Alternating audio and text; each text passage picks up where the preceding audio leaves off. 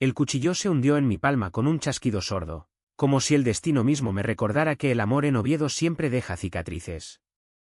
No me dejes, Adrián, grité, pero mi voz se ahogó en el rugido de la tormenta que azotaba las calles empedradas del casco viejo.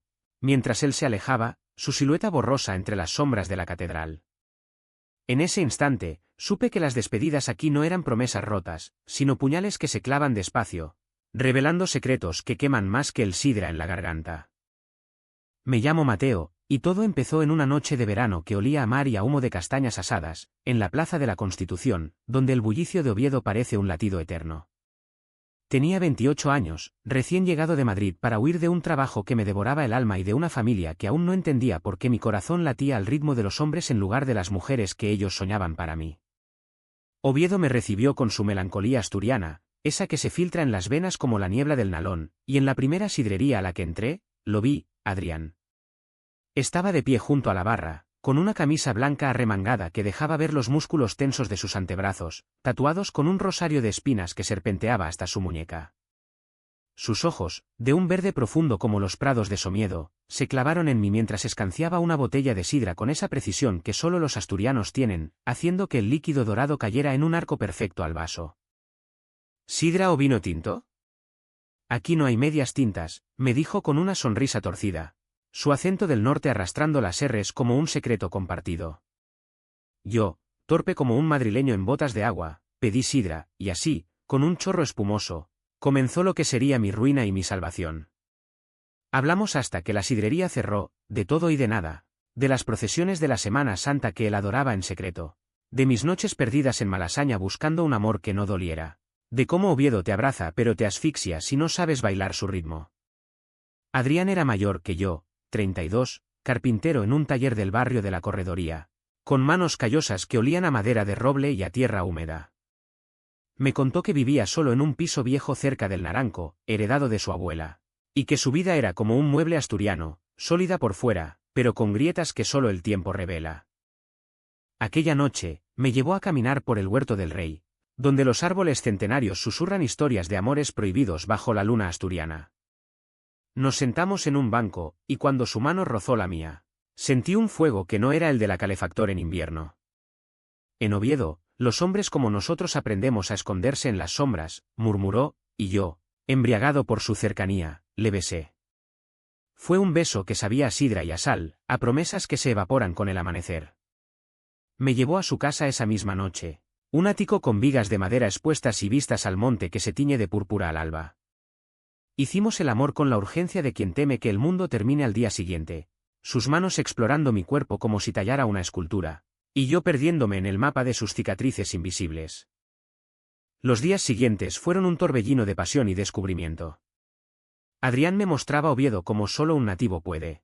Las cuevas de Tito Bustillo con sus pinturas prehistóricas que hablaban de amores ancestrales. Las riberas del Nalón donde pescábamos truchas en secreto, robando besos entre los juncos. Él era mi guía, mi amante, mi confesor. Pero pronto noté las grietas. Llegaba tarde al taller, con el teléfono vibrando en silencio, y cuando le preguntaba, su sonrisa se endurecía como la corteza de un castaño. Es nada, Mateo. El trabajo, ya sabes. Yo quería creerle, porque en sus brazos encontraba la paz que Madrid me había robado.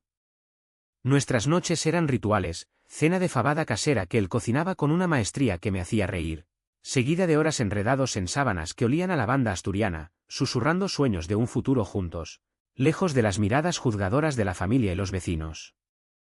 Un mes después, el primer conflicto irrumpió como una tormenta de granizo en agosto. Estaba en su piso, esperándolo después de un día en la universidad laboral donde había empezado a dar clases de literatura, cuando oí voces en la escalera. La suya, ronca y defensiva, y otra, femenina, afilada como un cuchillo de cocina. Adrián, no puedes seguir con esta farsa. Papá está enfermo, ¿y tú? ¿Tú qué? ¿Vas a tirarlo todo por la borda por un capricho? Mi corazón se detuvo. Me asomé por la rendija de la puerta, y allí estaba ella, una mujer de unos 30, con el cabello negro recogido en un moño severo, ojos idénticos a los de él. Su hermana, pensé, pero el modo en que ella le tocaba el brazo, posesiva, me heló la sangre. Adrián la apartó con gentileza, Pero sus palabras me atravesaron. Elena, no es un capricho. Es complicado. Dale tiempo a papá. Cuando ella se fue, entré en pánico. ¿Quién era esa? ¿Por qué mentiste sobre tu familia? Él se pasó las manos por el pelo, exhausto, y se dejó caer en el sofá. Mi hermana. Mi ex, en realidad. Elena y yo. Fuimos pareja durante años. La familia esperaba boda, hijos, lo de siempre. Pero yo. No podía. No con ella. Sus ojos se nublaron, y por primera vez vi el abismo en su mirada, el peso de un secreto que lo devoraba. Me contó todo en un torrente, como había crecido en un pueblo cerca de Gijón, donde ser gay era un pecado que se susurraba en las confesiones, no se gritaba en las plazas. Elena era su escudo, la novia perfecta para aplacar a sus padres conservadores, católicos devotos que veían en él al heredero del taller familiar. Habían roto hace 2 años, pero la presión no cesaba. Pensé que en Oviedo podría ser libre, pero aquí todo el mundo se conoce, Mateo. Un rumor y estás muerto. Me dolió, no voy a negarlo. Sentí la traición como un bofetón. ¿Yo era solo un reemplazo, un secreto más en su armario asturiano? Pero su vulnerabilidad me ablandó. Lo abracé, y esa noche nos amamos con una ternura que borraba las dudas, sus lágrimas saladas en mi piel. Te quiero, Mateo. Eres lo real en esta vida de mentiras. Juramos ser honestos, enfrentar juntos el mundo. Planeamos un viaje a las playas de Llanes, lejos de las sombras de Oviedo, para sellar nuestra promesa. Pero los secretos tienen raíces profundas en esta tierra de minas y leyendas. 2 semanas después, en una fiesta en el Fontán, el mercado viejo donde el olor a queso Cabrales se mezcla con el de las uvas pisadas, conocí a Gabriel. Era amigo de Adrián, un pintor bohemio de 30, con el cabello revuelto y una risa que iluminaba las tabernas más oscuras. El famoso Mateo. Adrián no para de hablar de ti, me dijo, alzando su copa de vino de Cangas. Bebimos, bailamos al son de la gaita asturiana, y en un momento de ebriedad, Gabriel me confesó, cuidado con él, amigo. Adrián tiene un don para romper corazones. Lo vi con Elena. Y antes, con un chico en la mili. Reí, achacándolo al alcohol, pero las palabras se clavaron como astillas. Al día siguiente, confronté a Adrián. Dime la verdad sobre Gabriel. ¿Hubo algo? Su rostro palideció, y el silencio que siguió fue más elocuente que cualquier confesión. Fue hace 10 años, Mateo. Un error de juventud. Él estaba en el armario, yo también. No significa nada ahora. Pero lo significaba todo para mí, la semilla de la duda que germinaba en mi pecho. ¿Cuántos más? ¿Cuántas vidas había tocado y dejado sangrando? Discutimos por primera vez, palabras afiladas como las navajas de los antiguos bandoleros asturianos. No confías en mí, y gritó él. ¿Por qué me mientes?, respondí yo, y salí dando un portazo, caminando bajo la lluvia hasta mi piso en el centro, donde el eco de sus mentiras me persiguió toda la noche. La reconciliación llegó como un amanecer brumoso sobre el Naranco, inesperada, pero inevitable. Adrián apareció en mi puerta al alba, con un ramo de hortensias azules, las flores de Oviedo, símbolo de amores eternos, y una carta escrita a mano, donde prometía transparencia absoluta. No más sombras, Mateo. Si quieres, te llevo a conocer a mi familia. Enfrentémoslo juntos. Mi corazón, traidor como el río que serpentea por la ciudad, cedió. Regresamos a su piso, y allí, entre besos que sabían a redención, planeamos el futuro. Mudarnos a un pueblo costero, quizás Ribadesella, donde el mar lavara las culpas pasadas. Él dejó el taller por un tiempo, dedicándose a restaurar muebles antiguos en casa, y yo, inspirado, empecé a escribir un libro sobre amores ocultos en la Asturias profunda, con él como musa invisible. Pero el destino, caprichoso como la Virgen de Covadonga en sus batallas, tenía otros planes. Una tarde de octubre, mientras paseábamos por los jardines del Buen Retiro, no, espera, eso es Madrid, en Oviedo, por el Parque de San Francisco, con sus castaños dorados cayendo como confeti melancólico, recibí una llamada de mi madre. Mateo, tu primo Luis está en Oviedo por negocios. Quiere verte. Y trae noticias de la familia. Luis era el conservador de la casa, casado con 3 hijos, el que siempre me había mirado con lástima por no sentar cabeza. Acepté, por cortesía, y esa noche cenamos en un restaurante de la calle Gascona, la Ruta de la Sidra, donde las botellas vuelan como promesas. Adrián no pudo venir, tenía una cita con un cliente en Gijón. Allí, entre platos de cachopo humeante y risas forzadas, Luis soltó la bomba: he oído rumores, Mateo. Sobre ti, un carpintero. Cuidado, hijo. En esta tierra, la gente habla. ¿Y tu padre? Bueno, ya sabes cómo es. Mi sangre se lo. ¿Rumores? ¿Cómo? Adrián juraba discreción. Pero Luis, con su sonrisa paternalista, añadió, además, conozco a ese tipo. Adrián, ¿verdad? Elena es amiga de mi esposa. Dice que es un inestable, que dejó a su novia preñada y huyó. Mentira, pensé. Pero la duda regresó, venenosa como la hiedra que trepa por las fachadas barrocas de Oviedo. Corrí a casa de Adrián esa misma noche, la lluvia azotando mi rostro como lágrimas ajenas. Lo encontré en el taller improvisado, lijando una mesa de nogal, su camisa manchada de serrín. Dime que no es verdad. ¿Elena embarazada? Por ti. Él dejó caer la lija, su rostro un mapa de dolor. Sí, Mateo. Fue hace 4 años. Un error, una noche de debilidad antes de romper. ¿El niño? No es mío, lo supo después, pero ella lo usó para atarme. Por eso la farsa duró tanto. Lágrimas rodaron por sus mejillas, y por primera vez lo vi roto, no el hombre fuerte que tallaba sueños, sino un chico asustado por las cadenas familiares. Lo abracé, susurrando perdón, pero el daño estaba hecho.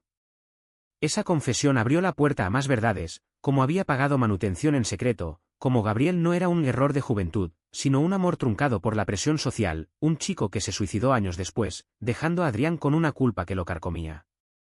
Nuestras noches se volvieron rituales de sanación, caminatas por el monte de la Providencia, donde el viento del Cantábrico barre las almas, y conversaciones hasta el amanecer sobre perdón y redención. Te amo, pero me aterra ser otro capítulo en tu libro de dolores, le dije una vez, y él, con los ojos brillando como el mar en tormenta, respondió, eres el final, Mateo. El que escribo con sangre. Planeamos confrontar a Elena juntos, poner fin a las mentiras. Pero el conflicto se agudizó cuando Gabriel reapareció. No como fantasma, sino en carne y hueso, un mensaje en el teléfono de Adrián: necesito verte. Es sobre nosotros. Lo vi, y el celos me devoró como un fuego en la mina de carbón. Insistí en ir con él. La cita era en un café discreto del barrio de la Escandalera, con vistas a la catedral gótica que vela por los pecados de la ciudad. Gabriel estaba allí, más delgado, con ojeras que hablaban de noches en vela pintando demonios internos. Adrián, no vine por ti. Vine por él, dijo, señalándome. ¿Mateo? ¿Sabes quién es tu amante? El hombre que me destruyó. Las palabras cayeron como granizo. Gabriel contó cómo Adrián lo había prometido todo en su juventud. Planes de huir a Barcelona, pero al final lo abandonó por miedo a la familia, dejándolo solo en la depresión que culminó en ese intento fallido. Me dijo que era temporal, pero fue eterno. ¿Y ahora, repite la historia contigo? Adrián palideció, balbuceando excusas, pero yo ya no oía. Salí corriendo, el corazón hecho trizas, bajo la llovizna perpetua de Oviedo que lava pero no cura. Días de silencio siguieron. Me refugié en mi piso, escribiendo furiosamente páginas de rabia y amor entremezclados, mientras Adrián bombardeaba mi puerta con cartas y flores. No te abandonaré. Lucha conmigo. Pero el pánico me paralizaba. ¿Era yo solo otro salvavidas en su mar de naufragios? La familia intervino entonces, mi madre llamando desde Madrid: vuelve, hijo.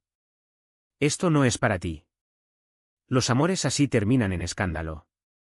Y la de él, a través de Elena, que me encontró en la calle: déjalo, Mateo. Adrián es un cobarde. Nunca será libre.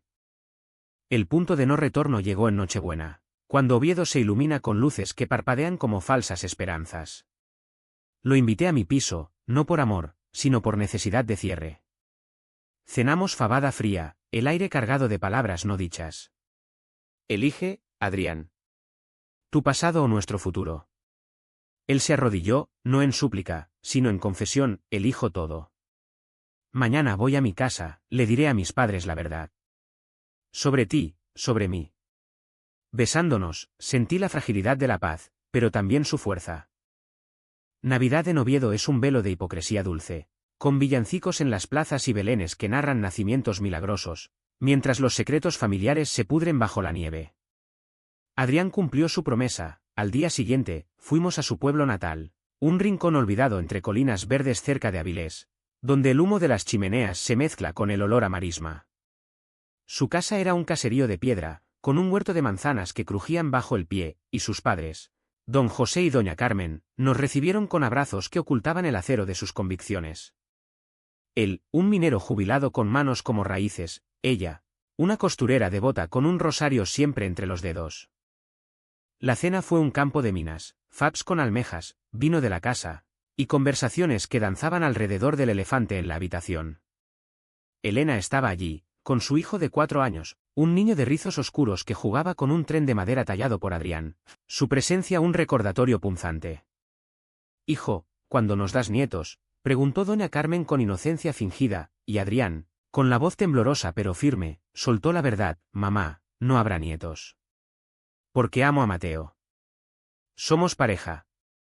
El silencio fue ensordecedor, roto solo por el crepitar del fuego en la chimenea. Don José se levantó, rojo como el vino derramado: «Herejía. En esta casa, bajo el techo de Dios». Elena lloró, no por sorpresa, sino por la pérdida de su marioneta. El niño, ajeno, siguió jugando. Huimos esa noche, bajo un cielo estrellado que parecía burlarse de nuestra fragilidad. En el coche, Adrián sollozaba: «Lo perdí todo, pero te gané a ti». Yo lo consolé, pero el peso de su sacrificio me aplastaba. ¿Valía la pena? Regresamos a Oviedo en silencio, la ciudad dormida bajo su manto blanco, y en su piso, nos amamos con desesperación, como si el mundo conspirara para separarnos. Pero la reacción fue peor de lo imaginado: llamadas de parientes, rumores en el taller que lo dejaron sin trabajo, y un mensaje de Gabriel: «Bienvenido al club de los rotos por Adrián. Corre mientras puedas». La primavera trajo un respiro falso. Encontramos un nuevo ritmo, yo publicando mi libro en una editorial local, él abriendo un pequeño taller en el centro, especializándose en muebles queer, piezas talladas con símbolos de amor prohibido, como rosas entrelazadas con espinas. Nuestros amigos, un círculo creciente de almas libres en la escena LGBT de Oviedo, nos rodeaban en bares como el Jardín de la Isla, donde la música indie asturiana ahogaba las dudas. Pero el conflicto latente estalló en mayo, durante la feria de muestras, cuando Elena apareció en nuestra puerta, no sola, sino con el niño y un sobre. «Firma esto, Adrián. Renuncia a cualquier derecho sobre él. Y dile a tu novio que no es más que un rebote». La discusión fue brutal. Adrián la echó, pero el niño, con ojos suplicantes, me miró: «¿Tú eres el amigo de papá?». Mi corazón se partió. En ese instante, vi el costo real de nuestro amor, no solo el nuestro, sino el de inocentes atrapados en la red de mentiras. Esa noche, discutimos hasta el amanecer. «No puedo ser el villano en su vida», gritó Adrián. «Y yo no puedo competir con fantasmas», respondí yo. Hice la primera decisión difícil, propuse una pausa. «Tiempo para aclarar. Para que elijas sin presión». Él aceptó, destrozado, y me fui a un hostal en el casco viejo, donde las campanas de la catedral me recordaban que el amor, como la fe, exige sacrificios. Las semanas siguientes fueron un infierno de introspección. Caminaba solo por la ruta del peregrino, el camino de Santiago que serpentea por Asturias, buscando respuestas en los bosques de hayas que susurran antiguos misterios. Escribí cartas que no envié, borré números, intenté olvidar el sabor de su piel. Gabriel me encontró allí, en una aldea remota, pintando un mural para la iglesia local irónico, un gay decorando santos. «No huyas, Mateo. Adrián no es el monstruo que crees». Él me salvó, a su manera. Me sacó de la depresión, aunque no pudiera quedarse. Sus palabras plantaron una semilla de duda: ¿y si el verdadero villano era el miedo, no Adrián? El alto trajo revelaciones. Descubrí, a través de un amigo común, que Elena había manipulado todo, el embarazo falso para retenerlo, los rumores para sabotearnos. Llamé a Adrián, y en una conversación de 3 horas, lloramos, nos acusamos, nos perdonamos. Vuelve. Sin pausas esta vez, suplicó. Pero el destino intervino de nuevo, una carta de don José, no de ira, sino de rendición. Hijo, el corazón de un padre es como el carbón, duro, pero se quiebra. Venid a casa. Hablemos. Era el puente que necesitábamos. Regresé en junio, bajo un sol que doraba las sidras en las fiestas del Bollo. Adrián me esperaba en la estación de tren, con una rosa en la mano y lágrimas en los ojos. Nos besamos en público por primera vez, desafiando las miradas de los asturianos que fingían no ver. Esa noche, en su cama, le conté mi visión, un futuro en Oviedo, no huyendo, sino reclamando la ciudad como nuestra. Construyamos algo eterno, como la catedral. Pero el clímax acechaba, como una tormenta en el horizonte cantábrico. El verano en Oviedo es un suspiro efímero, un interludio de luz entre nubes perpetuas, y en él creímos que el amor podía ser invencible. Restauramos la relación con la terquedad de los asturianos que reconstruyen después de la riada. Citas en las playas de Rodiles, donde las olas besan la arena como amantes reconciliados.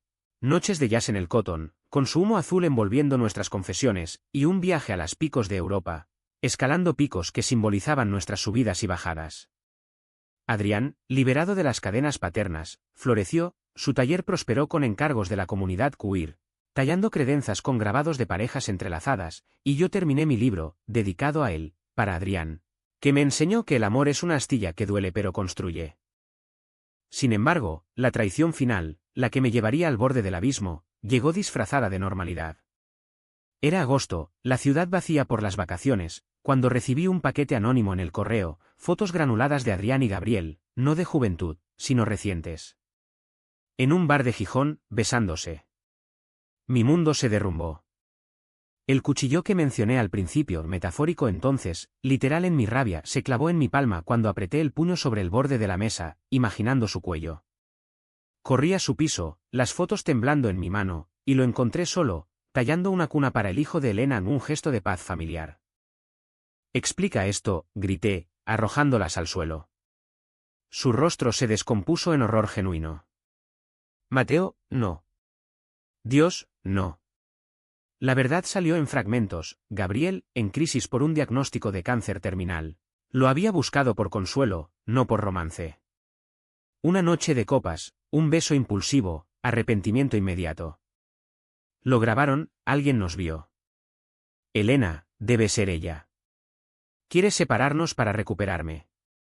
Lágrimas, súplicas, pero yo, ciego por el dolor, no oí. ¿Otro secreto? ¿Otra mentira? ¿Cuántas veces, Adrián?